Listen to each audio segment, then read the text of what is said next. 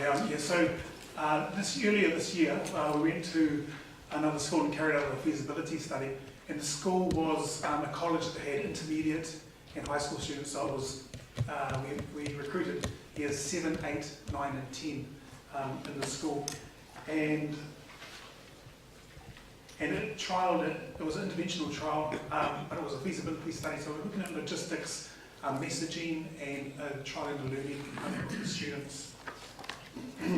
And previously, in 2013, we'd done a study with Kelston schools, and we had Shei-Fu and I went and gave a social marketing type campaign. And we went to the schools 3 times over the course of about 6 months and had an assembly where we tried to impart these messages.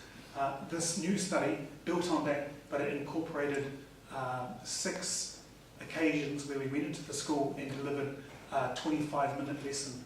So in total, the schools gave us 240 minutes or 4 hours contact time with their students. And the 6 lessons, of which there was only a 10-minute presentation, and we had a test on it. After that, the first component or module was around 369, and 369 is the maximum daily allowance or recommended maximum for children in teaspoons per day, which is 3. The maximum teaspoons of sugar a woman can have is 6, and for a man it is 9. And so WHO recommendation of 10% is equates to about 12 teaspoons of sugar, but they recommended there's added health benefits if you reduce that to 5%. 5% equates to 6 teaspoons of sugar.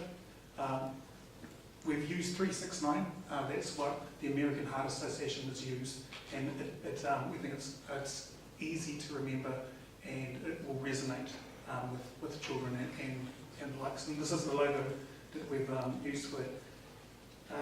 The second 3 lessons were around a teaspoon campaign, and what we wanted there was for children, for them to learn how to, one, read a food label, back-to-back food label, and then to know how to turn that information into teaspoons of sugar. So then they'd know how many teaspoons were in that product. And to do this, one of the key messages they needed to know was that 4 grams equals 1 teaspoon.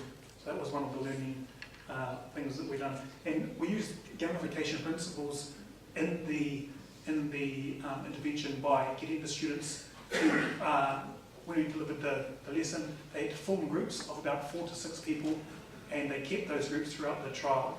And there was a short 1-page test, and they were scored on that, and each week there was leaderboards, and so the students could see how they were progressing, and they would increase after each lesson, and the winners would get prizes at assembly, and I'll move into more. So this is the trial, or the study went for 11 weeks.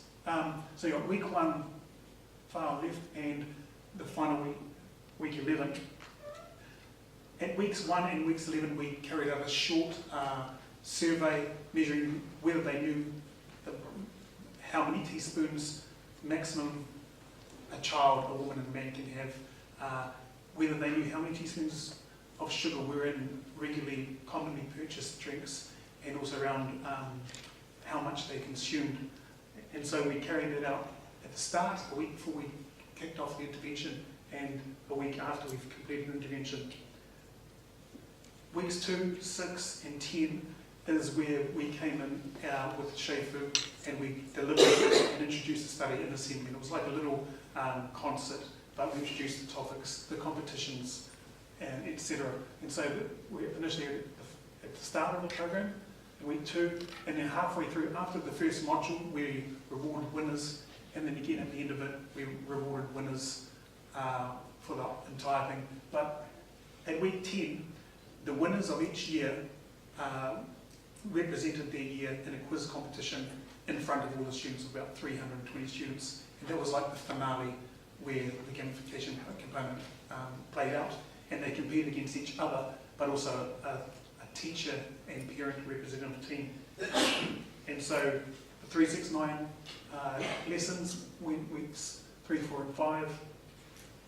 And the teaspoon campaign, teaching kids on how to calculate sugar content of these drinks, where it was in weeks 7, 8, and 9.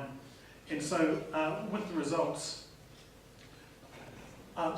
Students that were part of the study included about 250 students within those years that completed the baseline follow-up survey. And so now uptake of messages, these 3 sets of columns, there's 3, 6 here, 9. So at the very start, only 16% of students knew that children should only consume a maximum of 3 teaspoons of sugar. Only 8% got the correct answer that women should have a maximum of 6, and only 4% recommended that the recommendation was 9 teaspoons for men. And at the end of the survey, we had a huge uptake of those messages, 96%, 97%, 97%. So those are all statistically significant. This is how the test looked for when we asked them how many teaspoons of sugar are in these products. They had to circle the answer they thought was correct out of these 14 options. So and we had 5 different drinks there. For this question, this gives the percentage of correct answers at baseline in the blue, and then follow up in the red. So for the calcium, 15% of the kids got it right at the start, and that went up to 52% at the end of the study. And so we had significant increases in this as well. And I suppose for the Coke was a 1.5 bottle of Coke that we used. The Mountain Dew was the 600ml Mountain Dew. It was just a can of Fanta and a VNE drink and the thing.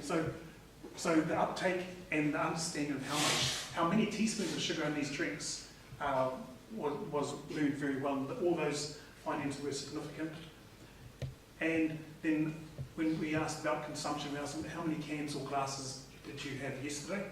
And there was a reduction. These reductions weren't significant, but it was by 0.4 glasses per day for boys, and it was 0.5 glasses per day, or around half a glass per day for girls, which was bordering on the line of significance.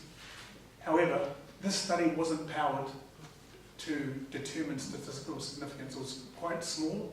However, we've got pretty amazing results. So it's shown us that the interaction and the learning modules within the schools and the students are highly effective, and it will inform what we've been funded to do that will start next year. Will be we've got an HRC project grant to carry out a quasi-experimental interventional study with 2 communities of 6 schools in each around teaching kids around this to see if it can change their behaviour.